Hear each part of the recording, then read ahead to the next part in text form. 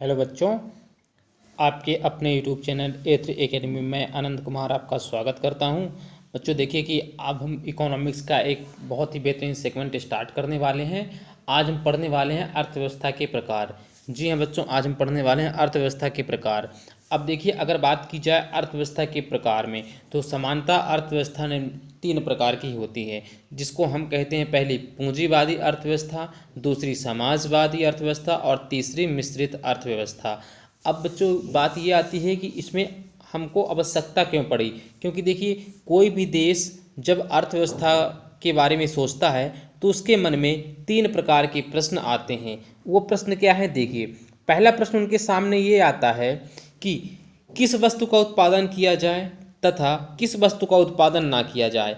कोई भी कंपनी या फर्म देखिए, जैसे आप कोई व्यापार स्टार्ट करते हैं तो आप सबसे पहले सोचते हैं कि किस चीज़ का प्रोडक्शन किया जाए और किस वस्तु का न किया जाए। अगर मैं जिस वस्तु का उत्पादन करता हूं उसकी बाज़ार में डिमांड है या नहीं है। तो सबसे पहले आप अपने को व्यवसाय बनाकर सोचिए कि आप कोई अगर शॉप खोलना चाहते हो, कोई दुकान खोलना चाहते हो, तो आपके मन में यह प्रश्न आता है कि किस वस्तु का उत्पादन किया जाए और किस वस्तु का उत्पादन ना किया जाए। क्लियर है? तो पहली समस्या तो ये हो गई।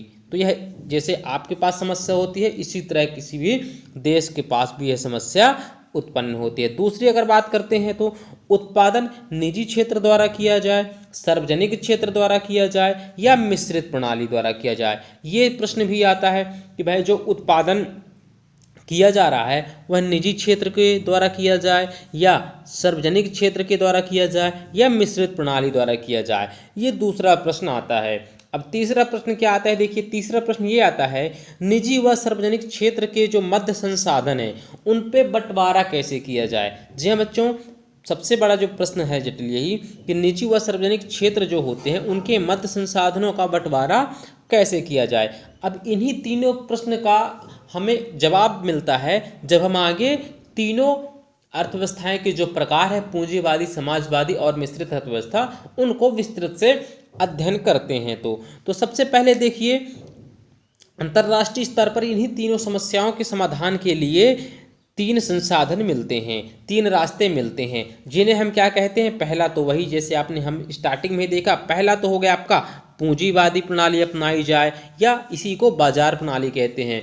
तो आपके पेपर में बहुत बार प्रश्न पूछा जा चुका है, ऑब्जेक्टिव में आ जाता है कि जो पूंजीवादी अर्थ प्रणाली है उसका दूसरा नाम क्या है। तो आप याद रखिएगा, उसका दूसरा नाम है बाजार प्रणाली। इसे मांग और पूर्ति की प्रणाली भी कहते हैं, आगे हम देखेंगे। दूसरा जो है इसे हम केंद्रीकृत नियोजन प्रणाली या सरकारी प्रणाली कहते हैं, या इसी को हम समाजवादी प्रणाली के नाम से भी जानते हैं। इनके बारे में हम अभी डिटेल में पढ़ने वाले हैं। अब तीसरा आता है मिश्रित, मतलब कि जिसमें पूंजीवादी और समाजवादी दोनों का समन्वय होता है, वह क्या कहलाती है, मिश्रित आर्थिक प्रणाली कहलाती है। तो चलिए आज हम अपने सेशन में देखेंगे पूंजीवादी प्रणाली के बारे में, ठीक है ना। तो चलिए सबसे पहले देखिए पूंजीवादी प्रणाली, यानी कि अगर बात करते हैं इसे हम क्या कहते हैं, कैपिटलिज्म, ठीक है ना। चलिए तो सबसे पहले पूंजीवादी प्रणाली को देखिए। कोई भी थ्योरी की क्लास सबसे पहले हमको जब पढ़ना स्टार्ट करते हैं तो उसके शब्दों को समझना बहुत ज़रूरी होता है, क्योंकि अगर हम उनके शब्दों को समझ जाएंगे तो उनकी परिभाषा भी हम लिख सकेंगे, उनकी जो विशेषताएं पूछे जाते हैं, जो महत्व पूछे जाते हैं और जो उनकी सीमाएं होती हैं, इनमें 50% काम तो हमारा ऐसे ही हो जाता है। क्योंकि जब हम उस चैप्टर के बारे में अच्छे से समझ चुके होते हैं तो हमारे दिमाग में बात आ जाती है कि इसमें ये चीज़ें आएंगी, ये नहीं आएंगी।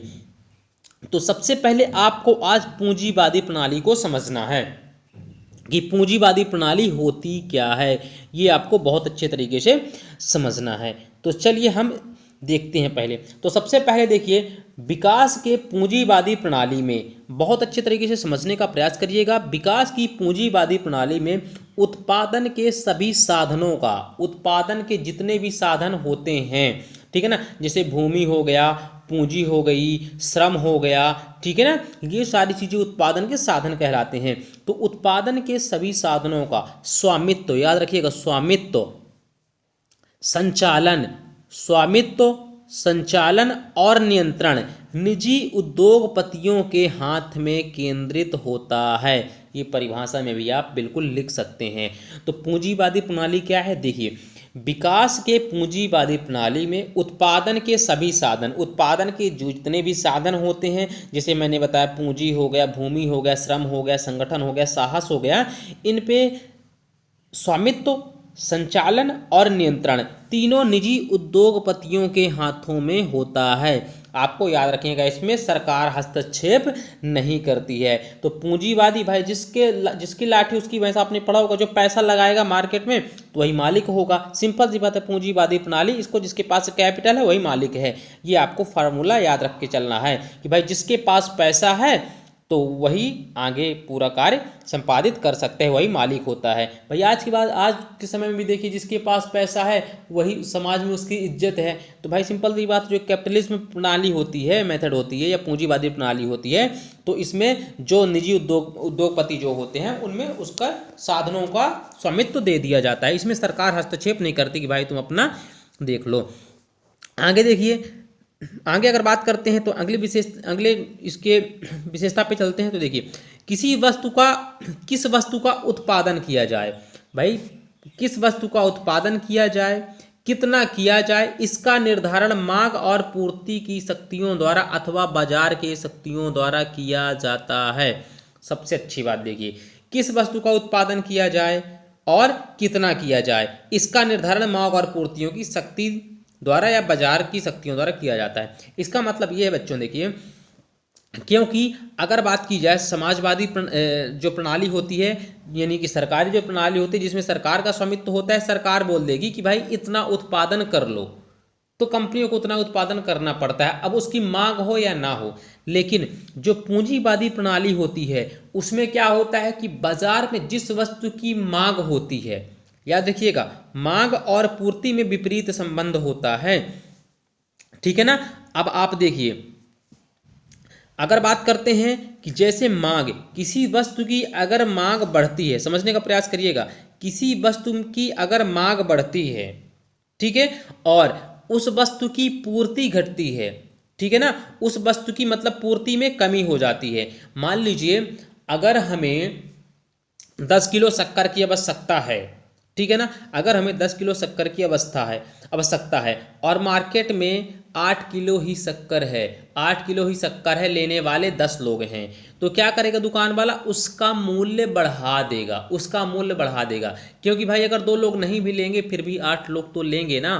तो याद रखिएगा, अगर बाजार में किसी भी वस्तु की मात्रा ज़्यादा है लेकिन खरीदने वाले लोग कम हैं, तो उस वस्तु की कीमत क्या होती है, कम होती है, ठीक है ना। वहीं अगर बात करते हैं किसी वस्तु की अगर मांग ज़्यादा है, किसी वस्तु की अगर मांग ज़्यादा है और उसकी पूर्ति कम है, मतलब कि बात करते हैं कि किसी वस्तु की अगर मांग ज़्यादा है और पूर्ति कम है, तो फिर उस वस्तु की क्या हो जाएगी, प्राइस बढ़ जाती है। जैसे आप देखो प्याज के दाम बढ़ जाते हैं ना, क्योंकि देखिए जब प्याज कम होती है मार्केट में, लोग डिमांड ज़्यादा करते हैं, सप्लाई कम होती है, तो प्याज के रेट बढ़ जाते हैं। और जब देखिए गर्मियों में प्याज की मात्रा बाजार में ज़्यादा आ जाती है तो उसकी खपत कम होती है, तो क्या हो जाता है, उसकी कीमत घट जाती है। तो जो निजी उद्योगपति होते हैं देखते हैं बाजार में किस वस्तु की कितनी मांग है, उस हिसाब से उस वस्तु का उत्पादन करते हैं और इसी मांग और पूर्ति की शक्तियों पर नियंत्रण करते हैं, याद रखिएगा। चलिए आगे चलते हैं जो अगला है फैक्ट पे। तो देखिए, इसीलिए पूंजीपति प्रणाली को बाजार प्रणाली या बाजार व्यवस्था भी कहते हैं, क्योंकि देखिए पूरी तरह बाजार पे नियंत्रण होगी, बाजार में जिस वस्तु की मांग होगी उस वस्तु का उत्पादन करेंगे कैपिटलिज्म प्रणाली में, और जिसकी नहीं है। पहले देखिए, जैसे पहले सीडी जो कैसेट होती थी ना, डीवीडी वाली, और जो कैसेटें होती थी रील वाली जिसमें आप गाने सुनते थे, पहले उनकी डिमांड थी, इसलिए कंपनियां उत्पादन करती थी। आप देखोगे कैमरे जो होती थी निगेटिव वाले, जिसमें निगेटिव होती थी ना, पहले फोटो खींचते थे फिर निगेटिव निकलती थी, निगेटिव से फिर उसकी फोटो बनवाते थे। अब धीरे धीरे क्या हुआ, डिजिटल जमाना हो गया, डिजिटल कैमरा हो गया, तो अब उसकी मांग तो बाजार में घट गई, और जब बाजार में उसकी मांग घट गई तो अब कहीं भी वह कैमरे का उत्पादन नहीं किया जाता। क्योंकि देखिए, अगर अब उस बस निगेटिव वाले कैमरे का कोई प्रयोग ही नहीं करता और कंपनी अगर उसका उत्पादन करती रहेगी, बनाती रहेगी, तो जब बिक्री ही नहीं होगी तो कंपनी तो ठप हो जाएगी ना। तो ऐसे ही किया जाता है कि जिस वस्तु की बाजार में मांग होती है पूंजीवादी प्रणाली में, उसी वस्तु का उत्पादन किया जाता है। मतलब बात की जाए तो यह मांग और पूर्ति को पूरी तरीके से देखा जाता है। अब जिस वस्तु का उत्पादन बाजार में मांग बाजार में बंद हो जाती है, धीरे धीरे उसका उत्पादन भी बंद कर दिया जाता है। ये आपको याद रखना है। आगे चलिए अगले फैक्ट पे देखते हैं, पूंजीवादी या बाजार प्रणाली। अब आप समझ चुके हो पूंजीवादी प्रणाली क्या होती है, बाजार प्रणाली होती है। तो पूंजीवादी या बाजार प्रणाली में उपभोक्ता की संप्रभुता रहती है, अर्थात उद्योगपति उसी वस्तु का उत्पादन करेगा जिसकी उपभोक्ता मांग करेगा, क्योंकि तभी वह अपने लाभ को अधिकतम कर सकेगा। सबसे पहले बच्चों देखिए, अगर कोई भी व्यापारी व्यापार शुरू करता है, या आप या मैं कोई भी व्यापार प्रारंभ करेंगे, तो हमारा सबसे पहला उद्देश्य क्या होता है, देखिए लाभ कमाना होता है। ठीक है ना, हमारा लाभ कमाना उद्देश्य होता है। सभी का उद्देश्य होता है, भाई कोई भी व्यापार शुरू करेगा तो उसका उद्देश्य क्या होता है, प्रॉफिट कमाना होता है।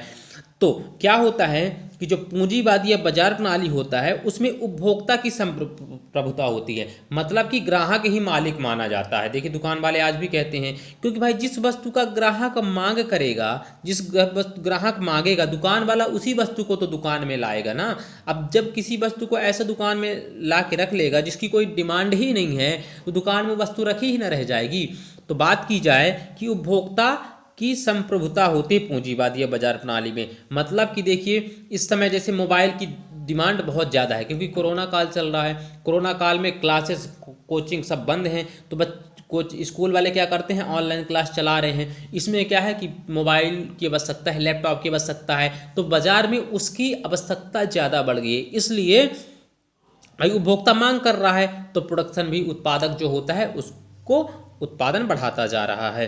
ठीक है ना, तो अर्थात उद्योगपति उसी वस्तु का उत्पादन करेगा। आप समझ चुके हो बात को कि भाई जिसकी बाजार में मांग होगी, भाई जो ग्राहक मांगेगा, तो उसी वस्तु की उद्योगपति उत्पादन करेगा। ठीक है ना, अब बाजार में जिसकी मांग ही नहीं है, अगर कोई उस वस्तु का उत्पादन करेगा तो भाई सिर्फ उत्पादन ही करता रह जाएगा ना, बिक्री तो होगी नहीं। तो इसीलिए उद्योगपति उसी वस्तु का उत्पादन करेगा जिसकी उपभोक्ता मांग करेगा। क्लियर है। आगे देखिए, क्योंकि तभी वह अपने लाभ को अधिकतम कर सकेगा। भाई जितना ज़्यादा बाजार में मांग होगी वह वस्तु का उत्पादन करेगा, और जितना ज़्यादा वस्तु का उत्पादन करेगा, वस्तु की बिक्री होगी, तो उसका लाभ मिलेगा ही मिलेगा। सिंपल सी बात है, ये आप समझ चुके हो। भाई अपने को एक दुकानदार, कॉमर्स पढ़ना है, कॉमर्स मतलब व्यवसाय, ठीक है ना, तो आपको अपने ऊपर इम्प्लीमेंट करके देखना है कि अगर मैं हूं तो कैसा। तो पूंजीवादी प्रणाली मतलब कि पैसे वालों की प्रणाली, ठीक है ना। तो पूंजीवादी प्रणाली में मालिक आप, तो ये चीज़ आपको पता चल गई कि क्या, देखो कि उपभोक्ता की संप्रभुता, मतलब उपभोक्त ग्राहक ही स्वामी होता है पूंजीवादी प्रणाली में। ठीक है ना, और ग्राहक जिस वस्तु को मांगेगा, उत्पादक उसी वस्तु का उत्पादन करेगा। चलिए आगे देखिए, इसी को मांग पूर्ति की शक्ति या बाजार शक्ति कहते हैं। ये देखिए, इसी को मांग पूर्ति की शक्ति या बाजार शक्ति कहते हैं। किसी पूंजीवादी प्रणाली को मांग पूर्ति की शक्ति। अगला नाम क्या है, पेपर में आपसे पूछा जाएगा कि मांग और पूर्ति की शक्ति के नाम से जानी जाती है पूंजीवादी प्रणाली, समाजवादी प्रणाली या मिश्रित प्रणाली। तो आप बताएंगे पूंजीवादी प्रणाली। ठीक है ना। चलिए अगले फैक्ट पे चलते हैं। विकास के पूंजीवादी प्रणाली में जितनी भी औद्योगिक इकाइयां अपने लाभ को अधिकतम करने का प्रयास करती हैं। याद रखिएगा, विकास की पूंजीवादी प्रणालियां जो होती हैं, तो इसमें जितनी भी औद्योगिक इकाइयां होती हैं, औद्योगिक इकाइयों का मतलब क्या है, जो उत्पादन करते हैं, जो कंपनियां या आप देखोगे कारखाने, ठीक है ना, जितनी भी औद्योगिक इकाइयां होती हैं अपने लाभ को अधिकतम करने का प्रयास करती हैं। भाई मान लीजिए दो दुकान है आमने सामने, एक इधर किराने की दुकान है और एक इधर किराने की, अगल बगल में मान लीजिए किराने की दुकान है, तो उनमें आपस में क्या होगा, कंपटीशन चलेगा कि भाई वो अगर किसी वस्तु को इतने में बेच रहा है तो मैं उसी वस्तु को उससे कम रेट में बेचूंगा, तभी तो वस्तु बिकेगी ना। मान लीजिए अगर एक कपड़े की दुकान है और उसी के बगल में दूसरी कपड़े की दुकान है, तो यहाँ अगर वह कोई व्यक्ति मान लीजिए लक्ष्य की इनरवेयर यानी कि बनियान मान लीजिए वह 100 रुपये में बेचता है, तो बगल वाला क्या करेगा, बगल वाले बोल देगा मैं तो 95 में बेच रहा हूँ। तो जब वो बोलेगा मैं 95 में बेच रहा हूँ, तो ग्राहक सोचेंगे भाई ये तो 100 में बेच रहा है तो 95 में बेच रहा है, तो ग्राहक क्या करेगा, 95 वाले से लेगा, 95 वाले से लेगा। अब बगल वाला क्या करेगा कि भाई वो 95 में बेच रहा है तो अब मैं 90 में बेचूंगा। तो उनमें आपस में कंपटीशन बढ़ता है, जो दुकान वाले होते हैं उनमें आपस में कंपटीशन बढ़ता है। कंपटीशन बढ़ेगा, फिर क्या करेंगे भाई, उसके कपड़े की क्वालिटी कम है, बगल वाला बोलेगा वो ज़्यादा सस्ती दे रहा है, उसके कपड़े की क्वालिटी कम है, मैं उसी रेट पे अच्छी क्वालिटी की वस्तु दे रहा हूँ। तो भाई इसमें क्या होगा, इंड ऑफ इंड वस्तु अच्छी क्वालिटी की वस्तु भी मिलने लगी और कीमत भी कम हो गई। भाई आपस में प्रतिस्पर्धा बढ़ेगी, कंपटीशन बढ़ेगा। भाई जब बाजार में पूंजीवादी प्रणाली में क्या होगा, स्वामी कौन होगा, ग्राहक होगा, और ग्राहक स्वतंत्र होता है कि किस दुकान से उसको सामान खरीदना है। तो भाई ग्राहक क्या होता है, देखता है कौन सी वस्तु किस दुकान में मिल रही है, और जो दुकानें अगल बगल में होंगी उनमें आपस में क्या होगा, कंपटीशन होगा। कंपटीशन होगा तो हमें क्या होगा, कम से कम मूल्य पर अच्छी से अच्छी वस्तु मिल जाएगी। तो इंड ऑफ इंड फायदा किसे होगा, फायदा ग्राहक को होगा, क्योंकि उनमें आपस में प्रतिस्पर्धा है। दुकान वालों में जो कंपनियां होती हैं, जो औद्योगिक इकाइयां होती हैं, उनमें आपस में कंपटीशन होगा, जिससे कंपटीशन होगा तो मूल्य वह क्या करेंगी, कम करती जाएंगी, तो हमें क्या होगा, लाभ मिलेगा। लाभ उनके आपस में कंपटीशन, उनमें उनके आपस में जलन के कारण फायदा किसे होगा, हम लोगों को होगा, ग्राहकों को होगा। तो पूंजीवादी प्रणाली की विशेषता में भी आप लिख सकते हो कि आपस में प्रतिस्पर्धा बढ़ने से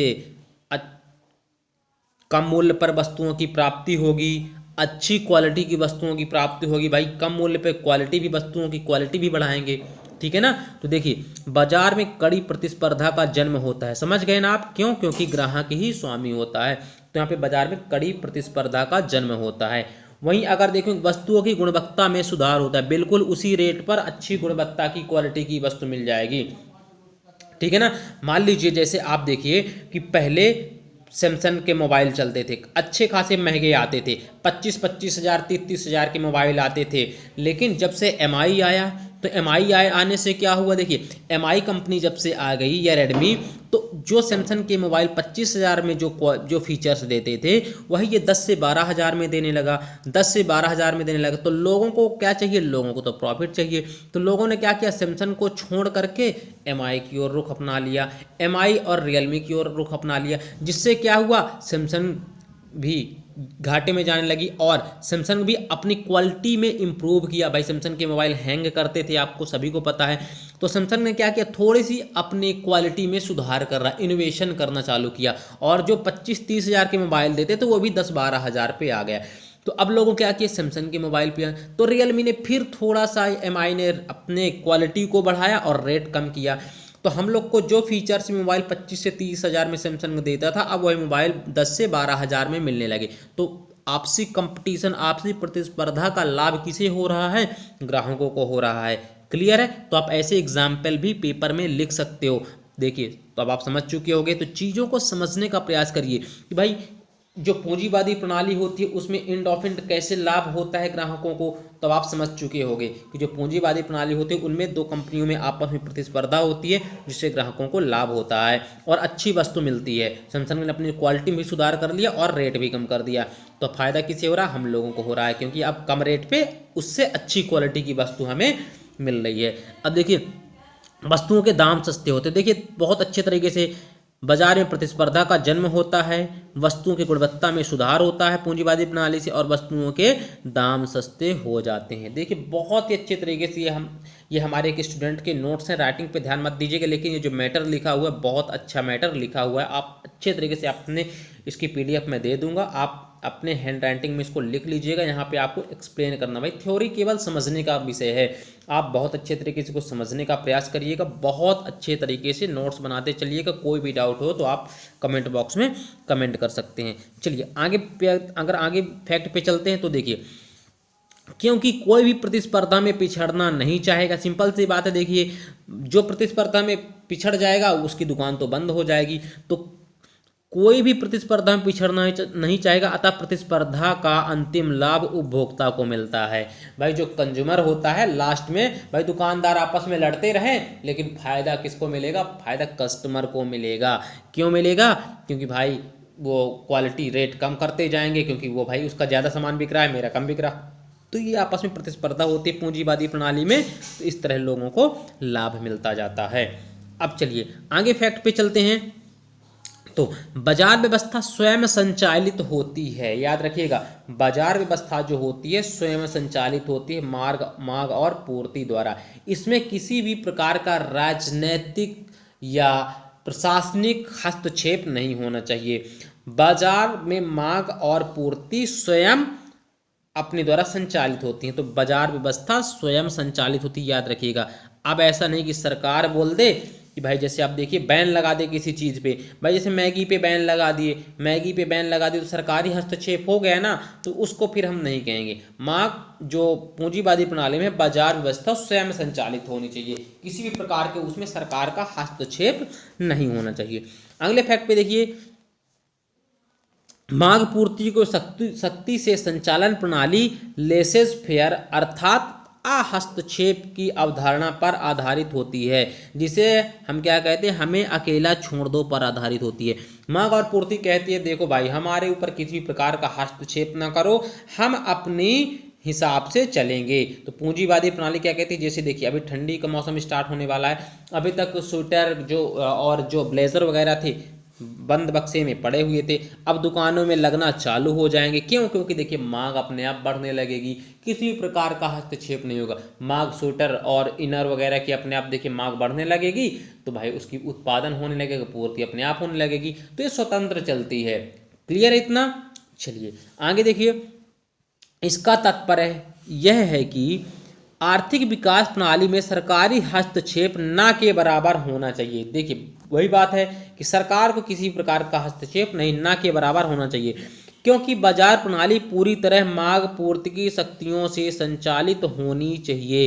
ये मांग और पूर्ति का नियम ही कहता है। तो याद रखिएगा, मांग जो होती है अपनी पूर्ति, पूर्ति अपनी मांग, ये दोनों आपस में ऐसे ही एक दूसरे से संबंधित होती है, इसमें किसी भी प्रकार का हस्तक्षेप नहीं होना चाहिए। आगे चलते हैं अगले फैक्ट पे।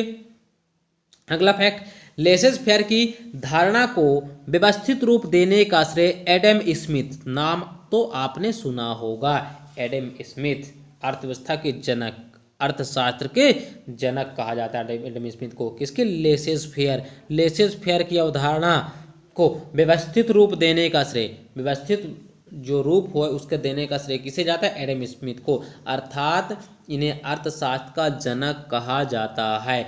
एडम स्मिथ ने सन 1776 में, याद रखे कई बार पूछा गया, सन 1776 में एक पुस्तक लिखी, तो पुस्तक का पेपर में नाम केवल इतना आता है दोस्तों, wealth of Nations, wealth of Nations. तो आप इतना याद रखिएगा, पूरा नाम याद करने की आवश्यकता नहीं है, आपको केवल याद रखना है wealth of Nations, wealth of nation, wealth of Nations आपको याद रखना है। पेपर में यही आता है कि वेल्थ ऑफ नेशंस किसके द्वारा लिखी गई, तो याद रखिएगा एडम स्मिथ के द्वारा लिखी गई। कब लिखी गई? 1976 पे लिखी गई है।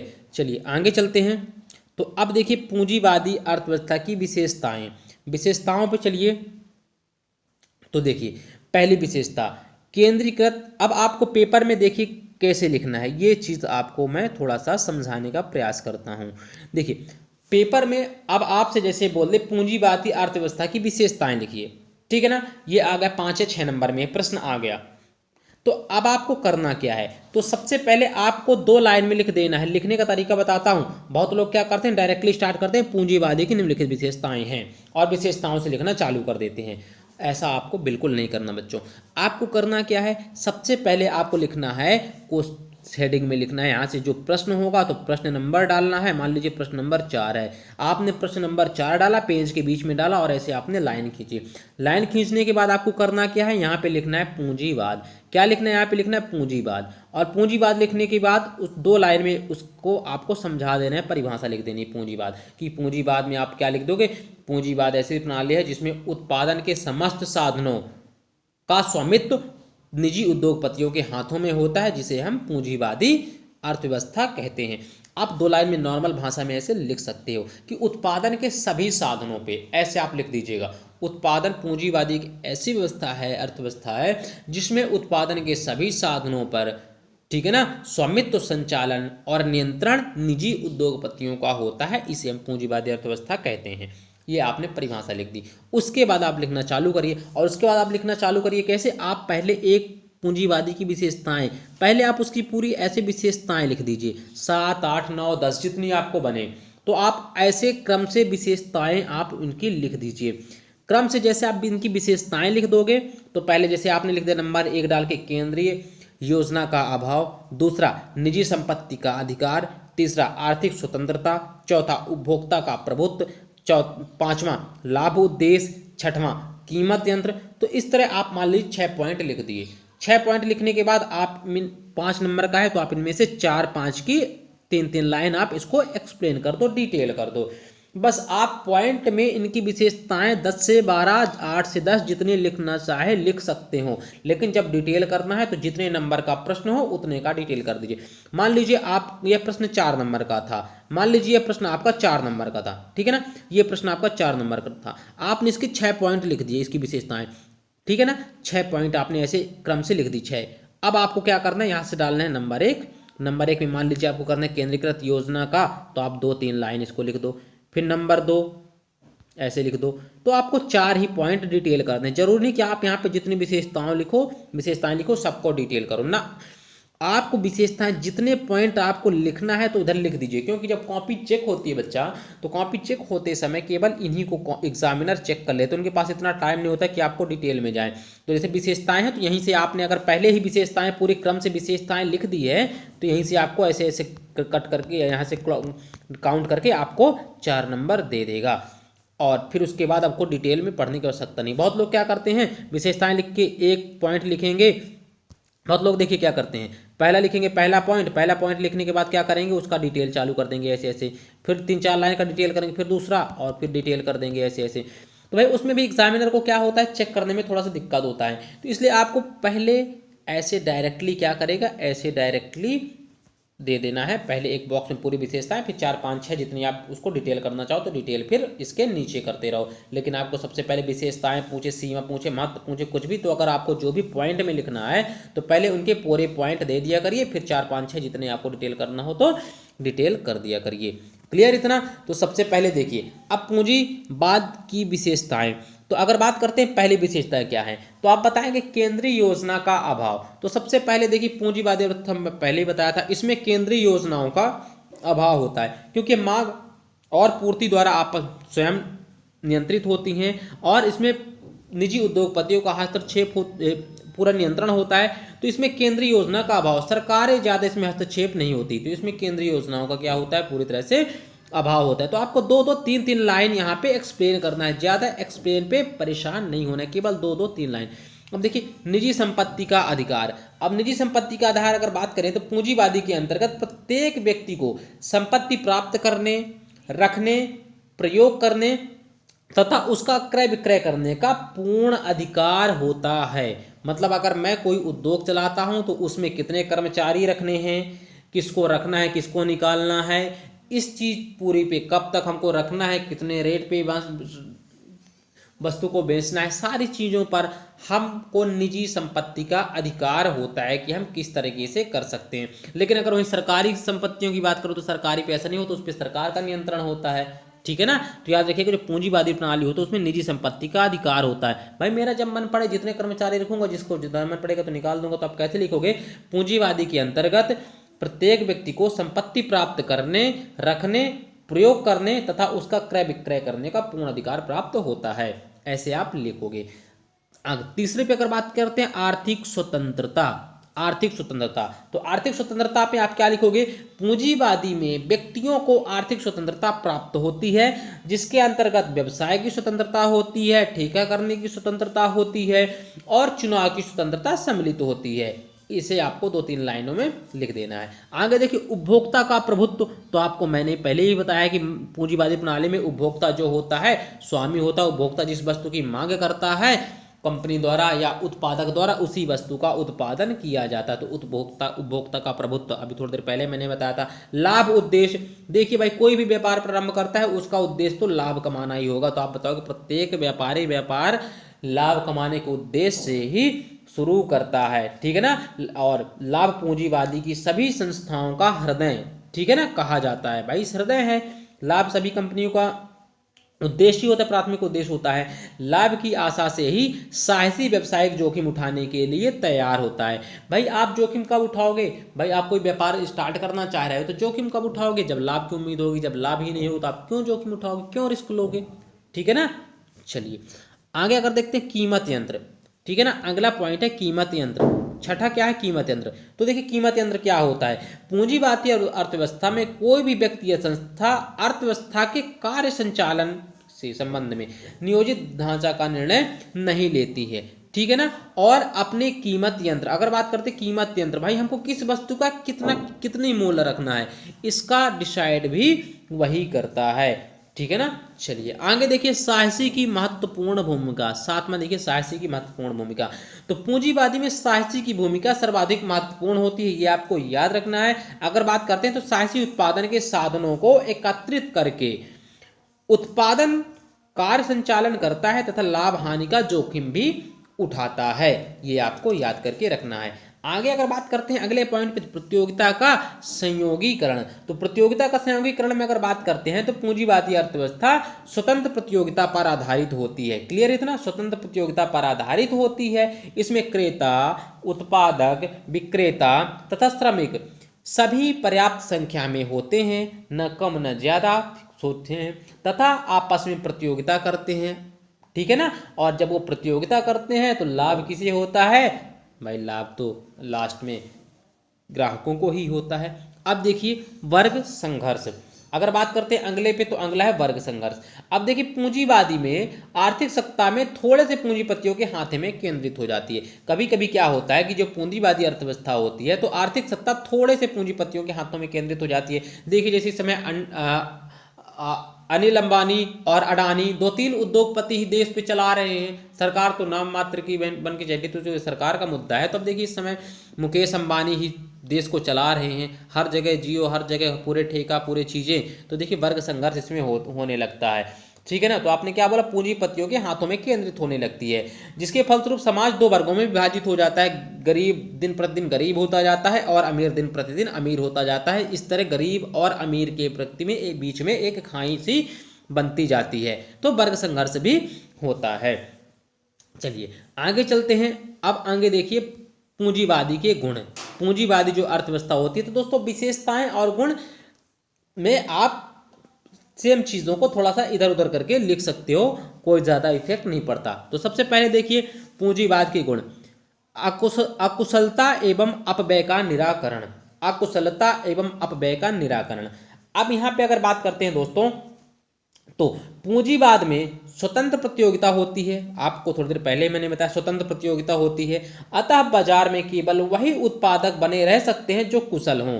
भाई सिंपल सी बात है, जो अच्छा प्रोडक्ट देगा। जैसे देखिए इस समय MI बना हुआ है, सैमसंग बना हुआ है बाजार में, लेकिन मैक्रोमैक्स कहाँ गया, लावा कहाँ गया? क्योंकि उनके कुशलता में कमी थी, कहीं ना कहीं उनके प्रोडक्ट अच्छे नहीं थे, तो वह कुशल नहीं थे, वह अकुशलता थे, ठीक है ना। और अपव्यय का निराकरण, बहुत ज़्यादा कॉस्टली थे, इसलिए वह बाजार में नहीं बने। लेकिन MI बना हुआ है क्योंकि वह अच्छे प्रोडक्ट हमें करता है, ठीक है ना, अच्छे प्रोडक्ट हमें उपलब्ध कराता है। पूंजीवाद का यह गुण है कि भाई जो अच्छी चीज़ देगा वही मार्केट में रहेगा।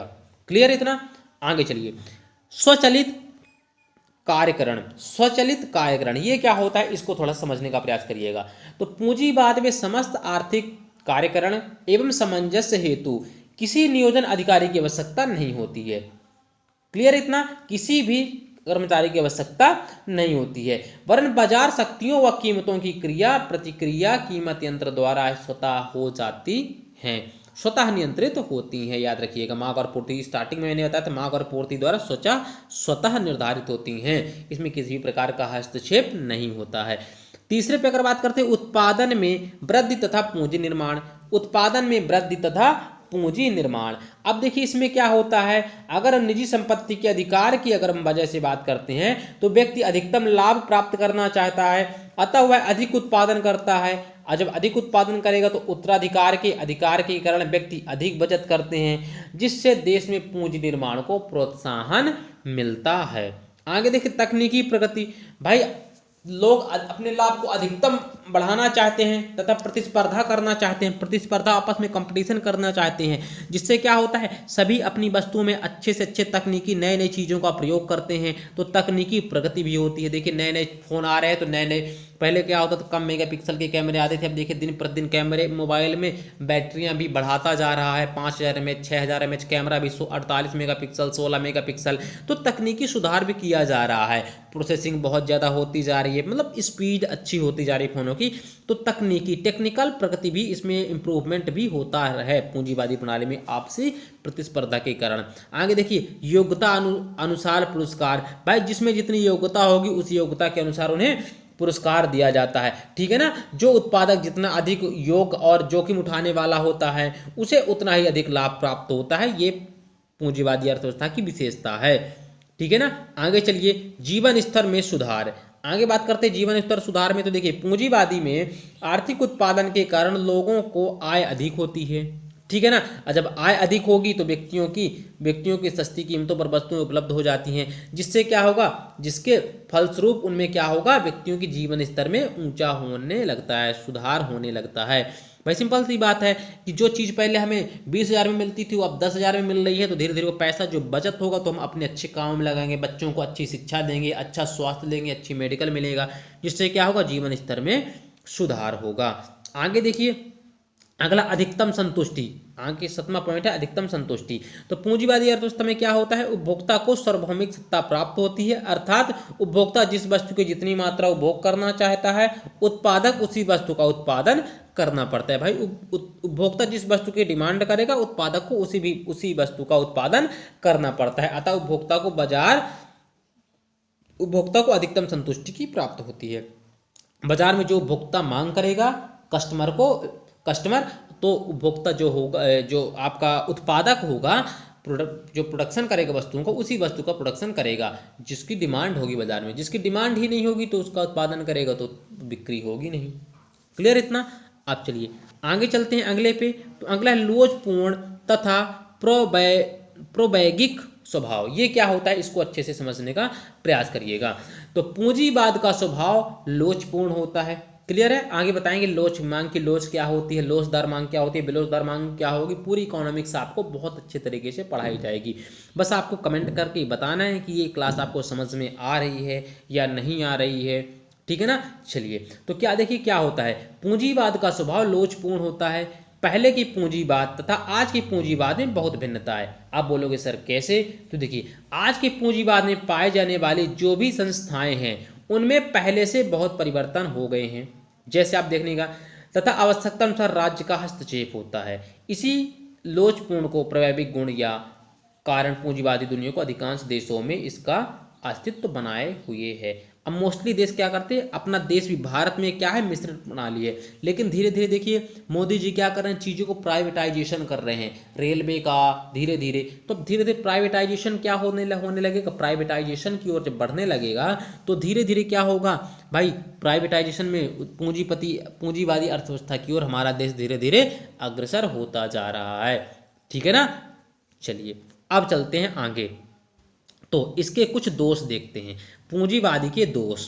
तो देखिए पूंजीवादी अर्थव्यवस्था के क्या दोष हैं भाई, जहाँ पे किसी व्यक्ति में सर्वगुण तो संपन्न होता नहीं है, जहाँ पे किसी की विशेषताएं होंगी तो कुछ दोष भी होंगे। अब देखिए तो सबसे पहले देखते हैं पूंजीवादी के दोष। तो पूंजीवादी के दोष आपके पेपर में आएगा, तो इसी तरह पहले आपको पूरे दोष लिख देना है जितने आपको याद रहे, फिर एक एक की डिटेल करना है। ये कोई भी प्रश्न में हो, चाहे महत्व पूछे विशेषता पूछे, तो सबसे पहले आपको जैसे यहाँ पे पूछे कि पूंजीवाद के दोष लिखिए, तो आपको डायरेक्टली चालू नहीं हो जा रहा कि पूंजीवाद के दोष निम्नलिखित 1 2 3 4 आप गिना दो ना। पहले आपको पूंजीवाद की पूछे या ना पूछे आपको परिभाषा लिखनी पड़ेगी। जिस बारे में प्रश्न, जिसकी विशेषता पूछे, महत्व पूछे, उसमें आपको उसके बारे में 2-3 लाइन पहले उसका इंट्रोडक्शन देना है, उसका परिचय देना है, उसके बाद में उसका डिटेल करना है, क्लियर है। तो चाहे महत्व पूछे, चाहे विशेषता पूछे, ठीक है, चाहे लाभ पूछे, चाहे हानि पूछे, चाहे दोष पूछे, किसी भी टॉपिक का आपको पहले उसके बारे में 2-3 लाइन उसकी परिभाषा, उसके बारे में बताना कि ये चीज़ है क्या, फिर उसके बारे में चालू होना है लाभ दोष जो भी पूछे, कमियां। क्लियर इतना? तो चलिए, तो सबसे पहले देखिए आर्थिक असमानताएं। पूंजीवाद का दोष क्या है? आर्थिक असमानताएं। अब आर्थिक असमानताएं क्या होंगी? मैंने थोड़ी देर पहले ही बताया था कि गरीब इसमें दिन प्रतिदिन गरीब होता जाता है तथा अमीर दिन प्रतिदिन अमीर होता जाता है, क्योंकि पैसा ही पैसे को कमाता है। तो देखिए, अगर बात करते हैं कीमत नियंत्रण, निजी संपत्ति का अधिकार, उत्तराधिकार का आधार, स्वतंत्र व्यवसाय आदि की वजह से पूंजीवादी आर्थिक असमानताएं बढ़ रही है। अगर बात करते हैं इसी आर्थिक असमानता की वजह से पूंजीवाद को अवसरों की असमानता का भी जन्म होता है। भाई अवसरों की, अब देखिए अगर बात करें मुकेश अंबानी, तो मुकेश अंबानी एक बार बड़े आदमी बन गए ना, अब उनकी आने वाली पूरी पीढ़ी वही पैसे को कमाता है। आपने एक तो सुना होगा कहावत कि पैसे से ही पैसे को कमाता है। तो एक व्यक्ति क्या होगा कि डायरेक्टली वो दिन प्रतिदिन बड़ा होता जाएगा, ठीक है ना। तो ये आर्थिक असमानताएं होंगी, अमीर और गरीब के बीच की खाई बढ़ती जाती है, कम नहीं होती है। तो पूंजीवाद की ये दोस्त हैं। आगे देखिए व्यापार चक्र। तो व्यापार चक्र क्या होता है ये आपको अच्छे तरीके से समझना है। देखिए पूंजीवादी में एक दोष व्यापार चक्र का उत्पन्न होना है। ये क्या होता है? कभी मुद्रास्फीति तो कभी आर्थिक मंदी, ठीक है ना, बनी रहती है। यद्यपि इस चक्र को कोई निश्चित अवधि नहीं होती है। मतलब कभी आप देखोगे मुद्रास्फीति, मुद्रा अभिस्फीति, इसमें व्यापार चक्र कंटिन्यू चलता रहता है, ठीक है ना। कोई लेकिन एक चक्र जैसे दिन से रात होता है, इसी तरह में कभी मंदी, कभी तेजी, कभी मंदी, इसमें यह चक्र निश्चित अवधि में चलता रहता है। तो अगर बात करें तो इसमें 7 से 11 वर्षों में यह समानता अंतराल में अनेक देशों में इसकी पुनरावृत्ति होती रहती है। मतलब हर 8 से 10 साल में आर्थिक मंदी, फिर तेजी, फिर मंदी। जैसे आप देखोगे सन 2008, 9, 10 के आसपास क्या हुआ था, पूरे अमेरिका तरफ पूरे देश में बहुत ज़्यादा मंदी आई थी, बहुत ज़्यादा लोगों को रोजगार गया था। अब इसी समय 10 साल के करीब हो रहा है, 2019-20 से फिर मंदी का दौर चल रहा है। तब कोरोना के समय, इस समय देख ही रहे हो आप, जो हमारे अगर जीडीपी की बात करते हैं तो अभी थोड़ी देर पहले आपने सुना ही होगा, आपने न्यूज़पेपर वगैरह पढ़ा होगा तो देखा होगा आपने 23.9, जी हाँ दोस्तों, -23.9 जीडीपी भारत की जा चुकी है, हो चुकी है। तो देखिए कितना हाल बुरा है देश का। तो चलिए आगे देखते हैं वर्ग संघर्ष। तो वर्ग संघर्ष तो अभी थोड़ी देर पहले हमने बताया था वर्ग संघर्ष कैसे होता है, ठीक है ना। कि आप देखो कि पूंजीवादी में आर्थिक असमानताओं के कारण समाज गरीब अमीर, श्रमिक, पूंजीपति वर्ग में विभाजित हो जाता है और दोनों में हितों के परस्पर विरोध होता रहता है। भाई देखो, गरीब अमीर को पसंद नहीं करता और अमीर गरीब को पसंद नहीं करता, इसमें वर्ग संघर्ष होते रहते हैं। आगे देखिए श्रमिकों का शोषण। श्रमिकों का शोषण, ठीक है ना। पूंजीवादी का अगला दोष क्या है? श्रमिकों का शोषण। अब श्रमिकों का शोषण कैसा होता है? देखिए पूंजीवाद में व्यापार चक्र में के कारण आर्थिक अस्थिरता तो बनी रहती है। देखिए कभी मंदी तो कभी तेजी आती है, जिससे क्या होता है, श्रमिकों को बेरोजगारी तथा असुरक्षा का भय बना रहता है।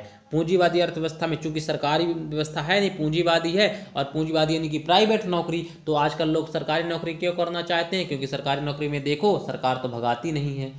इस समय देखिए प्राइवेट कंपनियां जितनी थी कोरोना काल में, सब प्राइवेट कंपनियां छटनी कर दी, भगा दी उनके जो एक्स्ट्रा कर्मचारी थे।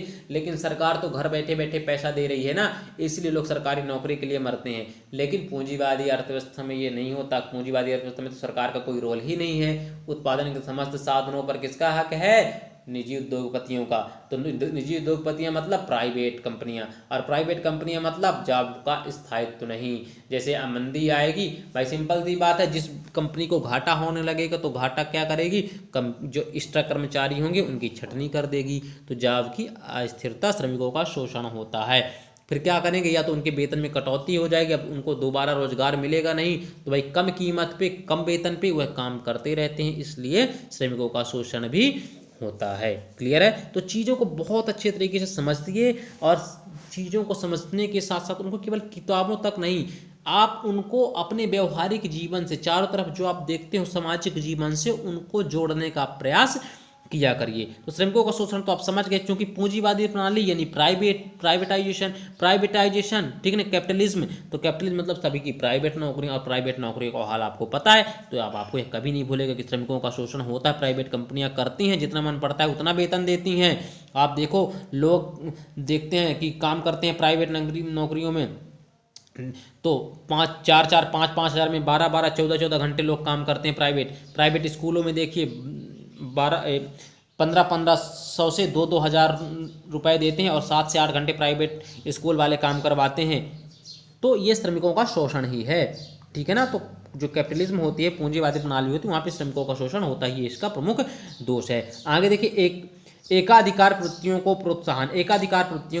अब ये क्या होता है, देखिए, अपने लाभ को अधिकतम करने के लिए उत्पादक मिलकर शक्तिशाली गुट बना लेते हैं, ठीक है ना। शक्तिशाली जब गुट बना लेते हैं तो क्या होगा, छोटे छोटे जो उत्पादक होंगे बाजार से बाहर कर दिए जाते हैं, ठीक है। और जब एकाधिकार की स्थिति कायम हो जाने से यह उत्पादक उपभोक्ताओं का शोषण करना स्टार्ट कर देते हैं। जैसे अब आप देखिए, पहले मोबाइल की जो सिम की कंपनियां थी बहुत ज़्यादा थी। आप देखिए, एयरटेल थी, वीडियोकॉन था, ठीक है ना, Vodafone, idea, Airtel, BSNL, Aircel, ऐसे बहुत सारी कंपनियां थी। लेकिन अब धीरे धीरे एकाधिकार होता जा रहा है, अब सब कंपनियां चली गई। अब मार्केट में देखिए, आइडिया और वोडाफोन साथ में मिल चुकी हैं। अब एयरटेल 2 और तीसरा जियो, 3 कंपनियां आपके बनी हैं भाई। आइडिया और वोडाफोन मिलके एक हो गई, तो एक ये, दूसरा एयरटेल और तीसरा जियो। अब आने वाले समय में इनका ऐसा है, धीरे धीरे क्या हो जाएगा, और भी कंपनियां जब समाप्त हो जाएंगी, अभी आपस में गुट बना लेंगी। अब पहले देखिए, जियो जब आया तो बहुत सारी कंपनियां थी, जियो का जाने से सब धीरे धीरे डिस्टर्ब होने लगी। अब 2-3 कंपनियां, अब जब 2-3 कंपनियां ही मार्केट में रहेंगी तो क्या होगा, वो जितना भाई, मान लीजिए जियो ने 500 का रिचार्ज किया तो अदर कंपनी ने 550 का, तो भाई अब आप दो में से किसी एक, जो 2 ही ऑप्शन है, दो में से किसी एक को लोगे कि नहीं लोगे, तो आप बिल्कुल लोगे। तो भाई चाहे 500 लो, चाहे वो आपस में गुट बना लेंगे। अब फिर क्या होगा, दोनों एक ही रेट कर देंगे भाई, 550 आपके पास जब ऑप्शन ही 2 हैं तो मजबूरी में आप लोगे ही। लेकिन इसके पहले जियो ने कैसे मार्केट तोड़ा, देखिए, जियो ने पहले फ्री कर दिया, तो जो अदर कंपनियां थी वो सब लोगों छोड़ के सब जियो की ओर आ गए, वो कंपनियां रोड पे। तो इसमें क्या होता है, एकाधिकार प्रवृत्तियों को प्रोत्साहन। अब आगे धीरे धीरे देखो, ये जो घाटे में कंपनियां थी, अब ये 2-3 कंपनियां बची हैं, 2-3 मोबाइल कंपनियां बची हैं, अब ये हम लोग को, ग्राहकों को चूसना शुरू कर दी। अब देखिए डेटा कितना महंगा धीरे धीरे करती जा रही हैं, क्लियर है, लत लगवा दी, अब धीरे धीरे बढ़ता जा रहा है। अब ये आपस में गुट बना ली, गुटबाजी चलने लगी ना कंपनियों में। अब भाई देखिए कैसे डेटा के रेट महंगे हर महीने बढ़ते जाते हैं, ठीक है ना। चलिए, तो एकाधिकार का इसमें प्रोत्साहन। अब देखिए, अनार्जित आय क्या होता है, अगले टॉपिक को आप समझिएगा। पूंजीवाद में एक ऐसे वर्ग का उदय हो जाता है जो बिना प्रयत्न किए उत्तराधिकार में प्राप्त संपत्ति से अपना जीवन सुखमय व्यतीत करता है। इस प्रकार की प्रणाली सामाजिक अपरिजीवता को बढ़ावा देती है। देखिए भाई, कोई व्यक्ति अगर मार्केट में बन के आ गया, जैसे मान लीजिए मुकेश अंबानी आए, मुकेश अंबानी आने के बाद उन्होंने क्या किया, बहुत सारा अपने परिवार के लिए कमा के चले गए। अब उनका जो बेटा है तो उनको बेटे के लिए तो पूरी संपत्ति बना के चले गए, आने वाले 7, 8, 10 पीढ़ियों के लिए बना के चले गए, तो उनके लिए अनार्जित आय। तो पूंजीवादी क्या करती है, अनार्जित आय। एक पीढ़ी अगर कमा लेते अच्छा खासा पैसा तो बाकी तो आयस करते हैं, तो अनार्जित आय हो जाती है। अब देखो, सामाजिक कल्याण की उपेक्षा, यहाँ पे सामाजिक कार्य नहीं होते हैं, क्योंकि यहाँ उद्देश्य लाभ कमाना होता है। सामाजिक कार्यों पे कोई भी ध्यान नहीं देता, सड़क वड़क पे ध्यान नहीं होता, सामाजिक कार्य की उपेक्षा की जाती पूंजीवादी प्रणाली में। कैसे, अब आप समझने का प्रयास करिएगा। देखिए, पूंजीवाद में उत्पादक अपने लाभ को अधिकतम करने के लिए ऐसी वस्तुओं को उत्पादन करते हैं जिनका सामाजिक कल्याण से संबंध नहीं होता है। क्लियर इतना भाई, ऐसी वस्तुओं को उत्पादन करेगा जिसके सामाजिक कल्याण से संबंध नहीं होता है। इसके साथ साथ क्या होता है, इसके साथ साथ इनमें श्रमिक वर्ग का शोषण भी किया जाता है तथा उनके कार्य की दशाएं भी खराब कर दी जाती हैं। भाई देखिए, अब वस्तु जब का उद्देश्य ही लाभ कमाना होगा तो उसमें सामाजिक कल्याण की उपेक्षा नहीं हो जाएगी। अब देखिए, जैसे कोई प्रोडक्ट है, जैसे मैगी बनाने वाला, तो इसके पहले मैगी क्या होता था, लेड उसमें मिलाया जाता था, जिससे लेड ब्लड से तो कैंसर होता जाता है, लेकिन कंपनी लाभ कमा रही है, लाभ कमा रही है, लाभ कमा रही है, तो भाई बनाते चलो, प्रॉफिट तो आ रहा है।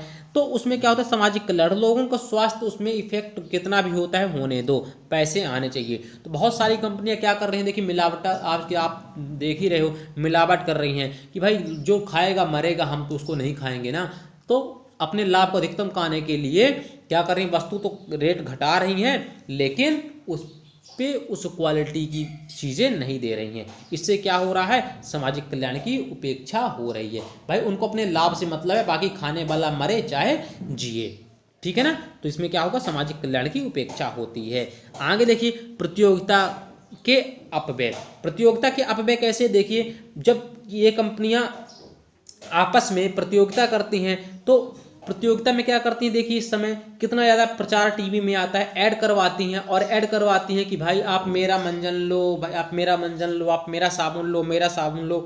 तो उनमें जो आपस में प्रतिस्पर्धा होती है, उसमें फालतू में ये लोग खर्च कितना ज़्यादा करते हैं, अपव्यय होती है प्रतियोगिता में। समझ रहे हो ना आप, कि भाई मेरा साबुन बेस्ट है, वो बोलेगा नहीं मेरा साबुन बेस्ट है। अब दोनों एक बैठा दिया ऐश्वर्या राय को, दूसरा बैठा दिया कैटरीना कैफ को। तो भाई कैटरीना कैफ ने बोल दिया मैं ये साबुन यूज़ करती हूँ, मेरी सुंदरता का राज ये, तो ऐश्वर्या ने बोल दिया मेरी सुंदरता का राज ये। भाई लो, अब उनको तो करोड़ों करोड़ों रुपए दे दी, पता चलो उनके साबुन से तो कुत्ता भी वो नहीं नहाता होगा, लेकिन ला के दे दिए ना।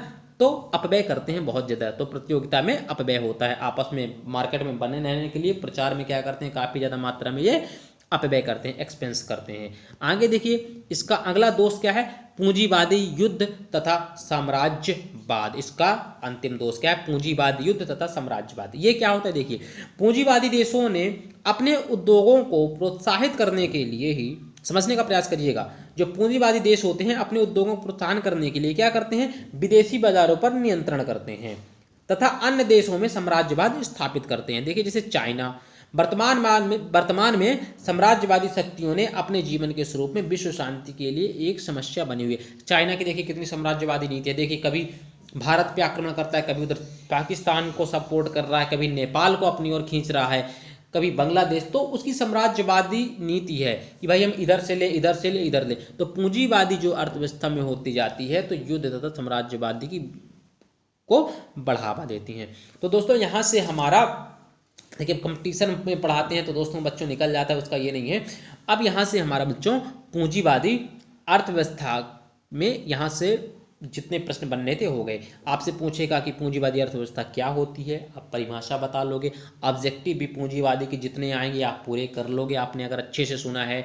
और इसके बाद आपने इनके गुण देखे, आपने इनकी विशेषताएं देखी, आपने इनके दोष देखे। तो यहाँ से आपकी पूंजीवादी अर्थव्यवस्था कंप्लीट। उसके बाद अगले नेक्स्ट क्लास में हम समाजवादी अर्थव्यवस्था और मिश्रित अर्थव्यवस्था देखेंगे। ये हमारा अगर बात करते हैं तो जो आपकी इकोनॉमिक्स है, यानी कि जो आपका व्यवसायिक अर्थशास्त्र है, इसका यह चैप्टर दूसरा था, अध्याय दूसरा था, जिसका शीर्षक था अर्थव्यवस्था की केंद्रीय समस्याएं, इकोनॉमी सेंट्रल प्रॉब्लम्स।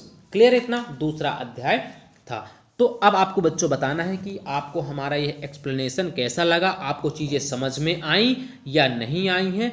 आप बिल्कुल कमेंट बॉक्स में हमें कमेंट करके बताइएगा। और आगे क्या आपको क्लास अगर समझ में आई हो तो क्लास को इसी तरह हम कंटिन्यू रख सकते हैं, और अगर नहीं आई हो तो आप अपने सुझाव हमें बता दीजिएगा।